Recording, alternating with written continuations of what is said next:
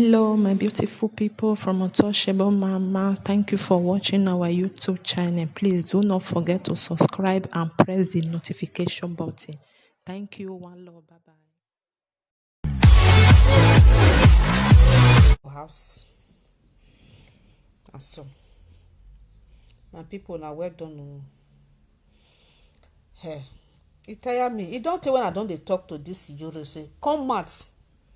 Iyore ladian, emi nu hu time agbon. Emi nana hi o. Uga ni dede time na uga ha we suhin. Wa ye me followers no ye lelewe. Geli li ohu e ya hin ri ohu e. Ero hu e. Ya liri ya hin ro ohu. Just come direct. In time we dey na wuto ogegbe. Emi nu ta wukpo na. Next year you go change am. Another thing now you come talk. That time when you talk say your igwe o na so they give am chieftaincy title for in village o na they give am igwe. Now later now you come talk say na you give am igwe. Now that day now I tell you say all the word when you dey talk na lie, and I still take some people, important people, take make example for you say e get the word when Okumuyi talk that time when he first talk. Later he come out come talk say all the laws when he create not be from God. Now he add all those ones because of making things safeguard in ministry. You understand? You can see this woman, what they call her Margaret. When he say he die, he spent 21 hours for heaven. You are talking and see and say the woman later come out, come see talk say na lie or he lie against God. He not die, he not see God, he not see anything. All those cassettes when that woman said that woman go draw the money of my because my mother buy that cassette well. You must return my mother's money. Oh, Margaret, the day I go make video for that? Well, anywhere you did not get your number for don't call you. You go pay me the money when my mama buy that cassette. I don't know how many cassette because my daughter tell me say my mama buy the cassette well. I go ask our last born, make he give me that money. Make my last born tell me how many cassette. I go find you. You go give me that money. Who can pay honey? That like when you come blow, when you come take the sell cassettes, now so you go heaven. Now so you spend 21 hours. You see Abraham, you not see Sarah. You see Jesus, you not see Mary. Later now you can't talk say no, not be so it happen. And you not see God, you not die. Eh? See all these people when they say Jesus. They've run for them. Now so this Iyore CB. Iyore say be Nika o. Na Nika na send a message o. Na Ijani Yesige na send am o. Ijani Yesige na in be reincarnation of Ijani Yesige o. Ijani Yesige we not dey worship her for Benin o. I give Ijani Yesige o. Na your mouth now we for hear everything. Later now I say na Igbo man I come see am because these three people wetin dey be. Igbo man tell no three people where dey for Benin. If not be you carry story give am. If I put money yes one well, or your way guy na more than you bebo obo motoje. Igbo man go tell no wetin dey happen. If not be you give a story. Now you give Obigbo story of Benin people. Not be that anything when Ijore they talk me I not they believe you. The only thing when I they enjoy for Ijore this thing, all those yeah English when they speak, no say not go school. So all those yeah English when they speak, they make me they laugh as I they listen to the English when our father Patrick Obayagbon now they speak. That one self they make me they laugh. Now so Odumeje self they make me they laugh. Finish. Anything when Ijore they talk now so he dream now so this one now so the other one all everything na lie.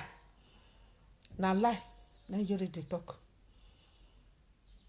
Na lie because wetin he talk wetin he talk to the next year na I go change am. You go say not be so. You go come to bring another one come outside. Now so you talk that Igwe on that time. Now you talk say they give am Igwe. Now they come give you Nkechi, a lolo Nkechi. Now they come they call you Nkechi. Now so they come they do this one. Now because now only you be the woman when stand with her. Now they give you chieftaincy title. Erima, mwegene the Murphy, mwegene ogwedo lemoji, mwegene una fiegere really huhu no na de yawo sagbaye mwegene we Ijore You just dey cry just now. I just dey listen to you when they cry. Yes. Dem we give virgin nine. Egen wana awo wana ga bombe yo bombe re ne gbe na mugwa. Aga agu wa gwan be gani. U mo bo ya fe bo ya fe no iro te do ni ya fe mu ya ro ye. U we ne me basi we roporopa ni aga gi ti obo ni aga gi gobo gwa. U we na gi mi obo no gi bonu we no ta ma we nu we ga gi la te do nu we yu nu we ta ni o ma ta igwo nu o. Gwo yu nu we ya confess e ta la dia. Wobo kamia obo ya bonu ewe no enuga gi laido uga laido ohia ga meme wo salt and water we gi ja hwe nuga meme.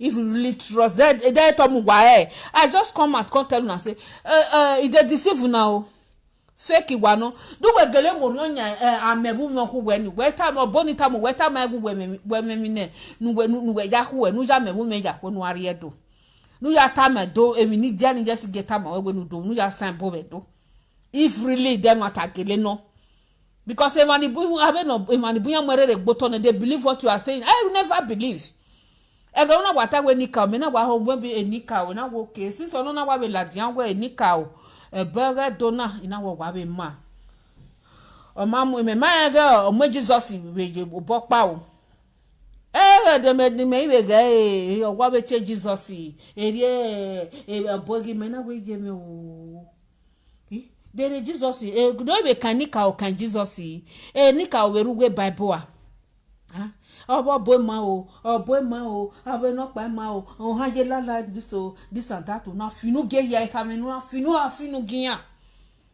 ah e ba we kan do ka we ete mi opa no so no e ba de gbe do se keni we ba we certificate we like do we ma fi nya gbege eru ri edo eru je do eru we no pa we ma fi nya gbe ah o ma fi nya gbege eru ri edo ma ka we eru kan ya muku eru kan ya we remembrance again enemy e ba hin na wa hin e ba we kan do vie ah me ma understand you well o na mi ma tabunu e yeah. Well, who woman with fake life, whereas what we fake life is when we born when they were who setting like do, but when I have when ya muku, when ya we remembrance, they can when ya we remembrance a rock water ho. Ya ga nu ya ata na work when ye dey na work okay job when ya we remembrance of ya muku. Ina we rock water when ya we na. No problem na. Ina we jore. E jore ga rore. Iye wa hon we jore no bi mo se obi dun la ka obi e we ga. Ode o sorene we ami ona muja yo luku howe e ba ni akeri we sulele wa mi abe dede ununu we ya ngwe filo gabe abo bo ya fefe ni abo bo ni ya muja ke we be gwa ni a no ade do sample we ni jani yesige ya ge wo hu no problem ge ha mu amebu mere ba nu ya hwe ame women we trust we ni mani ke omo no kono we sha view wo ya hwe o ne mi o yan ga ya hwe ne emi ga san la dian mu huyan o ga san la dian yan ga hwe machine mu huyan ah wo emi no ro wa meni o unu ya be yata eri yan ga rimini na yan rimina ne mi na hwe la dian we enyen bi we ki esa la dian mu huyan eri machine ne mi o ga hwe la dian mu huyan na ga fan na mu huyan eken weje a platform we keke ministry we me na me egwe emi no sunu mi na yen do ya give a testimony ni me keje church me gege mi egwe won we yen ga ri mi na yen ke nene mi wa sanola jan wo yen yen give a testimony wa we nene testimony ri yen ke wa bi e o ki yen wa sanola jan wo yen no pa gwe ri yen wa bi e o yen ki wa ri mi na yen na wa wi nene wo yen na wa wi e wo yen ado ya give a testimony. Is that testimony dream ni kina kena na je mi na be do ya give testimony gbera wo pa ministry wo pa na mion ah o wa brainwash yan wa bege we yan go obi gbo ni o wa ga we I know your people and you know as your people dey na dey marere gboto o ya just brainwash them we be yan na we be yan na ona ma we e we na do fi da o gele kwa fi da and they go buy na gele gwedo ina gwedo ah e ba we hian do ka ni agwe lege tegele e go ma o see problem wa be edimofi no ro ni okode o ori okode gbe wari 1 million ge ni o gbe yo gbere ejeme egbe wa mu me ye wa bege man so o mo no kwa rewe bu di ko pa wo o demota mu di ajo o dem ata we muja iwe na mi ijore una mi jore 1 million because oru on paga ata wi an no mo ri 1 million your account ni ya be 60,000 abi ni go no wi ya be your account una agbe yo gbere bu bege we enoge betray we ya collect 2 million wo bere eru wela e ti we give betray man ko betray donia o collect go wo be ijore wu kun aswe igen ijore ade no call your platform o ga you call wata ma me no gata wo hian ki do ta ma me no hian do ta me do e di mo fi we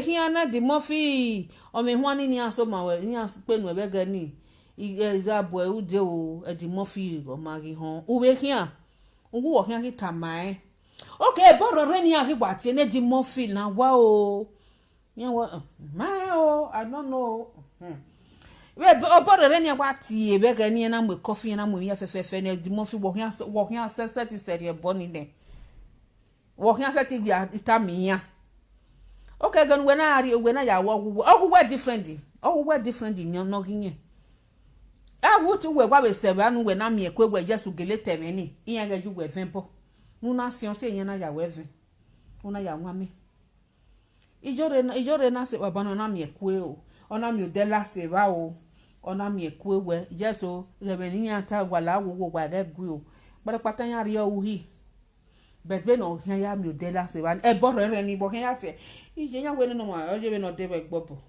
ijore de be gbobo na igo no kwa be no jijani yesige kwa kederi wade o ko fe ko ya isie mi we ne ni ahia we ne abe boni ahia kedo serion ahia kedo seti do serion we ma o iya we ma bege be very mati e bonesha iya e boni aga mulo ma bege re mati e bo iya wo oba ti e bo serion ma iya o do e mati e o beti ma bege ni me mie abe ebo abobo oga mwe nana ga tiebo maybe all those ones can still recall their course back I don't know do ga setting o ga khian o betu ga se ba ni umana tv ni jani jesige ya no ni jani jesige ya ge wo meso wo bobe live video na you must to tie you must give that message a message ni jani jesige gwenu we no tamu we gwenu we do we do ni o wenu do gba we no ya ge wo hu wo hian type oh imi na buwero eke no na buwero uhian ta medo ijani yesige ya ge wo hu muta no kawe ke oba ya ge wo hu ide no popo ya ge wo wa se wa no utamia we ge bi no ya ge we no ya ge we ugata we avem bo you are when to ge because me ma ki believe we e me no ta be na e wa ta be na de na ko fie we ye we ri ogi we no wo we ni aga jogobo wo bo be do abona we no ge be like do de mata no revena ibiedo wala ho wa ge mata runu ijore ni a because you tame me ba se we dem ni wajobo what's no bona do abonu we get la teto we na higele to jaji this is we when a members we followers we ni aga je won boji ino we jore we when a followers we roporopa ni aga je ni aga gijo boji ni aga le dogo bo dem what's no boni na do bonu we na kido jaji we just we setting it like do wa do bojo ge no sunu that way we me feti je which means we me feti je am a woman in we ni ani ke ja ahwe ni aga won ni me feti jo agwe tu me feti jo u hanga mu we no wata ma we beg fashi that side ba jare me mo deshi u yo deshi we ya wo wa hian wa hian wa se ba ni iyan mi eweji na ya no wota we kwa nwani ya then we sambo ni ya ni jani yesige ya o goegun ya fefe weta ni ya we ade elo ni no re o te do ni no we ne no ajija ni yesige ya kwingo ni asegu jani yesige lele no ni ase ni ame wallet o jani yesige ni aga me a picture jani yesige ri lele post ya ekene ohu na iwe genikao hure nikao na higwe du hure gwe na because we du hure gwe we han setting atie nikao we kenu je we tu je nikao gaga eriya ya je nikao gaga Erian ya jenika ogaga bebuwe. Ah. Erian ya jenika wetin men omo no jenika ogaga. Omo no jenika ogaga. You are a fool there. Agio. I wawe who send you? Jenika ogaga bitu ya kwingo iri no bigbo. Omo no jenika ogaga. Omo no jenika ogaga. Agbolokoshi we me we de bakama we de bakama no ho yan we ma de bakama ho we sin e ko gwa le gwe e na di mo fita ma we ni gwe no ade yin e me no atami a yan atama we yan hi e go o de wa de gbe kie na another road don open for the Murphy o tama we worry wari eri so amatire o pe abenya na o ma benya na wa ya mi wa mi ne we me ni go no wi eri ne no the Murphy you know how we eri no Tony Kabaka uhun ewe ne the Murphy you kadari ade banki na o kie you ohun na o yore o wa kie na o de wa kie na pe o de kie ne mi no rita ma we ne o ja we wa we rigore o igo no ya de ticket almost olele we ya de ticket ne no ya ri Nigeria o se ba ni eri ahia mi no na o eri ahia mi no pa o eri ahia mi no pa o eri no pa kai o maybe ke no na we okay o ni e debe 10 naira o tama we 50 no ni e debe 5 naira o tama we 200 you know o pay na igere no we igere man we vio kedori ade no e ban we hia u fe ko we gba pa ni ya we ri egbe. You understand? Ubege we toge gbe o ge nutani we ni do tama we o ge nu wa ya to ge ya ke wa velelu ehia eri obigbo ri amwe gene o keke gi bere we ge an gi be mu ne ku woto bo we mu ni mu igwe ne wu woto bo we gi be no an ukata wetin amwe gene be we una lele ahia na do mu lolo ikichinwe ige we magi gwale gebe do ige iya munu ene wote gbogbo emi ko ni àwọn ge na be wote do de ma egwo gi so egbe ama egwo wa be the Murphy ga me planning igi no ya so we ari egwa ege uhyan ya te ato serima ko no wo egwa lo kian hi o sa lo bo wa mi kon ni hen ya ri emi ijebe beni ko ri wa bun se ni afefe bo o abe virgin ya afefe wa ro te do ni afefe ni ya mose adomi ege no gbegbe aga Africa country like we bo o bo se gbe very oni re o wa me planning wa kan te ya o be gwa ba ya wa me planning wa kan te ya o wa be di mo fi wa me planning o me wa teru wa ko o do ma ni re ba ni aberi ma ni re ba ni ne degwa be gbebe ku no ho wa be be ku sese iye na me mata na be seba iya ga to bien be tota iya to bien tota ya be reason where iya e man no taking back killing back iya e man speaking through no graduating ben gweje ben abe followers weje they are not like that iya matiki but they are correct people ne degbe wa gbebe ku yan enwanu salobo wa ji no wa ge agbon no wa menwa o river ni they are wise as King Solomon abe mani river so when no be buyan hian we te be se ba ni abe awon ma no be bu wede no be buyan de ahian o e ka wujo we awajo wa se ba ni ya utale mi no sunu ya fefefe ni aja bo we yan be ja bo we eri ma hian setting well okay wa gbe wa nothing like that will happen hian gbo e wa you understand wa ke ba ni lo uja mebu ube ja ku e so panga yi ja ni yesige la wo so biere ai ja so jeje nja ni yesige ija ni yesige o so mo na mo abi igwe bo ke o tegbo nu ja si won ibi gbo ke hian ke pa won fu aneke dori ade o so ni igwe mana mu ibi gbo nu abi kinge ire abi lo ro tegbo abe mani ko about riot women about riot 1914 abe mani iya meni bo so mo na mu ni nu egwe abi ko be ni na ko ko be ni na 1914 no mo ni eni anu nu ya lomi ibi gbo apa won ri fu an ke dori ade na do mi oga do na te yen ri angi ohun eri ene no wo mi ona wo ju obo eri owo yo ohun ona gift ni no nu eri wa ri mi na ene ne pe na wa ku e de zigi ekenu na wa mudia ona wo oyi me gift ni eri enu na iyen gbenu ya si mi ebo iyen gbenu ya gba oge bo nu le legetegele e ba nu na do he we wa do sun no de ya helpable we helpable abeti ya help we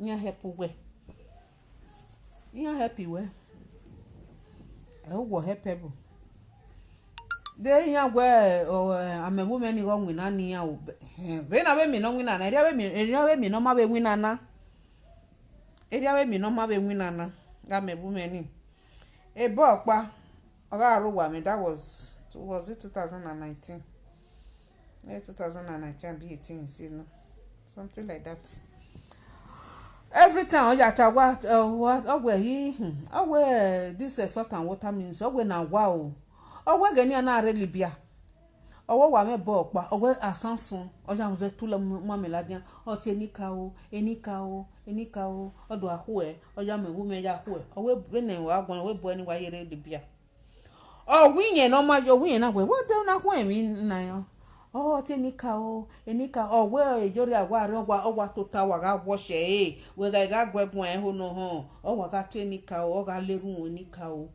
we si ai boy no winye ma me go ye be mo ma abe ibieri yen no re e we bo so re Germany o wi agwe ni egweri egbe ye mo bi je be we bo ye mo ru pa no hian ri go gin o wi akin e gba va ne be Libya ba ni o we kene tota wi na do ahok mo le la warabu ekene na hokmo hwan we na do me 300 euro abe dollar ni na me be we po ni avion ni egwe ni ho we na do ri e o wa bi go ni ehun akedere ada book money ho ni o wa bi go ni we na do ri $300 ni na do ri e buy e do ya pay connection o wo sa lo buy wa we wa pay connection ma gbe connection we ni we ya pay ri ya la wa o we boy ni no wa je igba va wo si ayen pay connection ba ni we no wa ja me bu me wa hu e nika o ason egin abi emi ne nika o e boy ni wa yere Libya we na wa gun na do gbo o ga ri o wa ni every time ya ta we bo se no na win na ni boy ni o win no ma ti o win na are we bu ya wa ohomo no yo bosu du iba we yo bosu du yi yen sin yen no wulo no ro eta abe no ma fe no abe ne no ma wina no uta we ye no abe ya na wulu e ma wina ni okomo no fe obo ka win egba oge ona yo bosu du win egba oge no ma fe no ro ude do ta gudo do ta oni re Morocco ore Libya do ke Libya pa ari ogwa no I don't know again boy ni na ro kwa be na ata bege eri na pa then that Jesus ga home there was a woman call when you atam ni no jo amebu me ya ho no ne gberan e ba ni mi ana gele ga ngo gele nwina wa we yi nu wa na wa si ai wa we no ja mebu me ya ho e wa ya ho egbe ara do a kin yo kin re be wo ki mélòó kúkú ní àdéyàwó ṣàgbáyé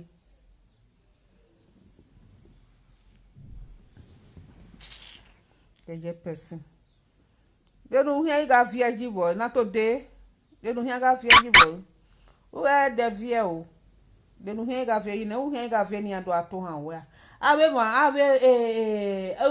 nu gba abe presenters la dian ko wa guru wi e mani regwa wa gu finu ge gwa binu gba yan won ni we e ba we hian ge degbe e ba we hian egbe yan wonu we ge la wa yan wonu we ge la Nigeria mo ko ma wonu ge la Nigeria yan ma wonu ge re abu we ta egbe gu ge degbe la yan ta egbe ge degbe la wa ni yan na ta ma wonu ge la nobody no wonu ge re o yan ma wonu ge re o no wa hian na threatening we wonu ge wa jo ba nu wa be explain egbe we even when we bo na jebe man na king no ro ni yan we be ri oni awe man re parliament we mi e deri iwie France dollar den yan so ga te bonia o king no re ba to ate bonia we ni me ya respect na me den yan we ereje ge yan te bonia o eri owe no pa o eri o ma we no pa me wie Spanish ye tried They never tried. And there is their law. You must have to respect their king. On your wife, who said what a king, no at anyhow, no at your bonnet, and Ben Wawuni. Near where? Near respected king or here. Or abe manigi kware no ilega e king ni na do gbe eri enokpa no enokpa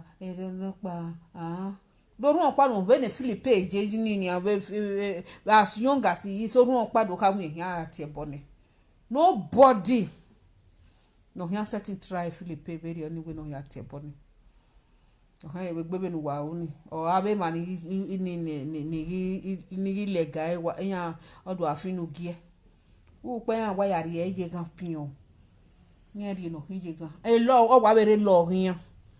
You have to respect. When you are respect taking, you respect the president. Ogu wa je video. E ma yan we giti but okay, abe van we ga ate bon we ga afinu genin. E yo yan to taye ba den we nu gaju. E de the mafia gisu we yan o. E yo yan to taye ba ni we dere oni. Ha? E yo yan to taye ba ni we dere we. Okay, o bre na ni jore na okay. E van we finu gi. E van we yan oyi. Ne follow us una colonize bo when yaga ginyare ni yaga giteminyare emani okay let's see okay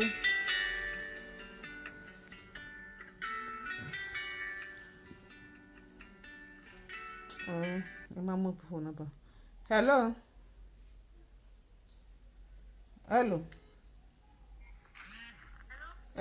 you see the money I sent for your account.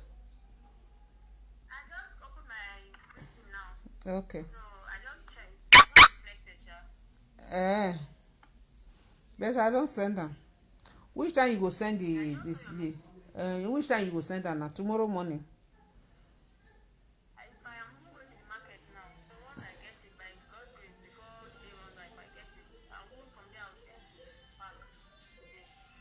And if you cannot send it to them tomorrow morning, just send it. You understand? Latest tomorrow morning, because the person that is going to bring it, that one will leave very early in the morning on Thursday. So if they cannot get the goods on Wednesday, it will be late. You understand? So I don't want that person to leave it. So, you see the receipt? Yes, I put your phone number. You see the receipt. Which person? Okay, the person that is going to receive it, Abi. Okay, I will send the telephone number to you now. When I finish, I will send it. Okay, thank you. The money that I sent to your account though is more than the money I'm supposed to send. When I calculate it, it's more than. So you can leave the balance. If I want to buy other things next time, you use that one. You understand?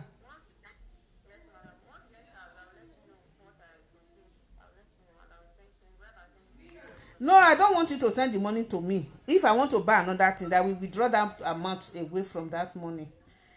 It was a mistake. You calculate it. You see the money I sent. Okay, now no problem. Okay. Later, when I finish, I will call you or I will send message to you. Okay, now bye. Okay, now bye. My people, where good boy. Oh God. Ijore oni eme ni ware dota ma we o ma oni eme ni re dota mo ge give you understand it. Why ko kuran ku gbe uja akenu ya answer iyan gbo ma ba amebu mere ba nu ja ku e wa bere da jan ba nu be ja memu me be ja ku e re wa se na tenu hin ga vie jibo yan gbe nu ge la o bo yan gbe nu la we wa mebu me ni ga we ni aga lo ni aga ge igo emi mi newu so we be alwe ni na mebu me when we don't bonita ma uta ma egu mo deshi odeshi we gwe uhia ga lo ge nothing dey happen nothing dey shele ogbudu we mi of one of Udulaka uhin umrie ladian me we hin vie jibo ge vie o se na do tama we de tu we mi amebu me ni nu we ni mani ke ga lo we be lu we no bonita ma we ni agwenu ge like do tama we you have odeshi we ege we ro poro pasunu da we you use your odeshi eri ano ni then we give you bona na we yari no the code anyway the 1 million wa we ja je me we wasun na we wasun no de wa ke na oloku no kwa o ke na di mofi na ni we ke ni kedere ade ti wa gwa lo de no te ya la ni ma mi opportunity of iware now one way close another way open o side way wala close ujore moze road open ere wa no na ere wa no owa open so wa ko awe here gently wa ko awe yan we wa yan I wa gwale be settlement wa settle de no we come bo oni man de do come no wa come bo wa go o to here ni oni pa kan ebo wa be du mo fi aseto mami o ti we lover my love my darling my gbogbo ti gbo my kini kan o wona be ari afiokodi uri agmontan fi agmondi mi pe ti kan concern another person wa for now we afiokodi that will not concern me it not concern anybody o we no wa be du mo fi ma concern e we no wa concern ma o wa go wa no kwa ni aberi man we ga afinu geni o wa concern ma bo eni na be ka wi abe jabo man bere la video me me pa ni ma here we don't have our own say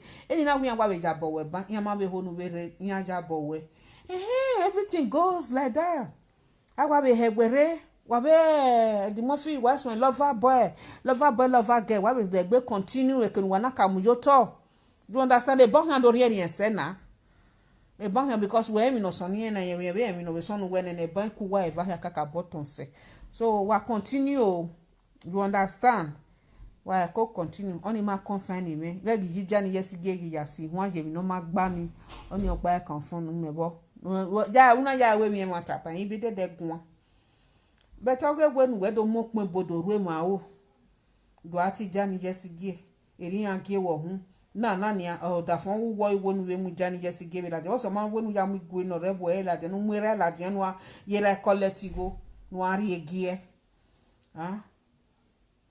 ido te keke nu ati ya we ika de ri na we igwe we no ge palace o wa na do la de na do aka we na ge ikun ni igwe ge wi an se ti odogun gbe e mi obi gbo pa no ibi ede wi en bi ti obi odogun awo oge na kwa fun wa nu na wa fa na o ipa ni sanu wa o wo dogun eri en mu ni e wa be ona yuri ede ya o tokana di negwe your papa give you takana ona ga takana na ti dogun gbe no bi gbo pa na e bi ede me ne bi gbo na wi yan bi omo dogun awe dogun ya ti yen dogun eri en mu ni e wa bi ona we mo na dogun gwa no strong man eri ogwa no oge go ebe no oge be ya fun go no eri obe ya fun ni unu oni shentro no isawo no isa butakmo na yen gwa no e kwa akoki igi bi edo no fe kwa mune go again we no omo no mai omodo mai be no gbodo je he mai omodo be dagmo nu yari e dagmo mai omodo a friend iya do mwezo do wa meru do total water. Then what do you know about marriage? They know concerning marriage jore. Umaya omodo de umaya marriage do gbe umaya mi goju ohun de. They know we kan why yen we dem you know we marriage no hia ka we okay hia do bweze do ba mi. O se no na gwa boe. Oku aro wodo owo nugun yen gwa lo pe obe no pa na dere no wiyan yen ikebujo eri ekebuzon yen me eri owo no waro wodo owo nugun yen gwa lo pe oni agwa owo nugun yen gwa lo pe wa han wo pe po wa America owo no pe ni yen gwa dey available almost 7 children wo wa udo bi ha be mana o ma je so de gbe gwa lo wodo be he nya de gbe ya sam de tu we ga aro wodo we na experience be no wodo je what is it advice o ko ni we no gbe je gbe e no ko woda fun ya de gbe gwa lo wodo be no be la iyen ge ni ani esu ni ate no ye ko ge e no wa gbu je gbe mi be ri oni gbe ma jo wodo ni so you don't know so anything no cause any husband and wife yegi boy ezonu because ugwa boy wa toge boyfriend awe na my boyfriend o him setin Is a thing about where as a boyfriend and girlfriend. Because I will all your life when we say boyfriend and girlfriend, my own motor. Ebonu ngwa boy gbaro uga mu obigbo we dey by or the vaga me two boyfriend uga me bu na bia money oni ma ya mu goju ohun wogwa wa we marriage be e France ba no yari be no maybe living together wa ya we marriage wa uno yari be no eh. So, hey, that boy say husband and wife. Or una me wan be no where husband and wife, you know. Yam sorry or home maybe any live video presenter or anything concerning marriage. Because my you have never witnessed my experience in or certain ta. My experience take me very on jury, so set it take me very on. Maha. Hey, the big one years marriage. Uwe maybe to work in my burian and who were the moffiga by Kubene or Maggie Gwegwan, where may get by fire to fire. The bonk say. Only here do large and win wrong by Gwegwan. Rona, or not a tint of Tamiani, set it time, any major. You understand? A set it time, any major, many may go. Memo say, the Moffy are wabbing you say, okay, we know what we will not wabbe ma. Oh, wabbe with me down. If wabbe tag where we know who never ma. May I wabbe tag with me, you gave him no problem because nobody is perfect. You understand? The message to the lad and I woman no more game on who walk game on. I can't do that. He said it to talk. Wa jidiani yesige wa collect go wa mo re babiere wa ruwidin wa mo re wa ba wa mo re wa bai. Emi ne rabi jwe ma erere ma weakness e ni awo ma na ma ga mi na mio e meba we e ma no mi ama ya mi na mio e ki e ga san la dia wo hiya enye ga wi la dia wo hiya yen ga wi machine gun wo hu eso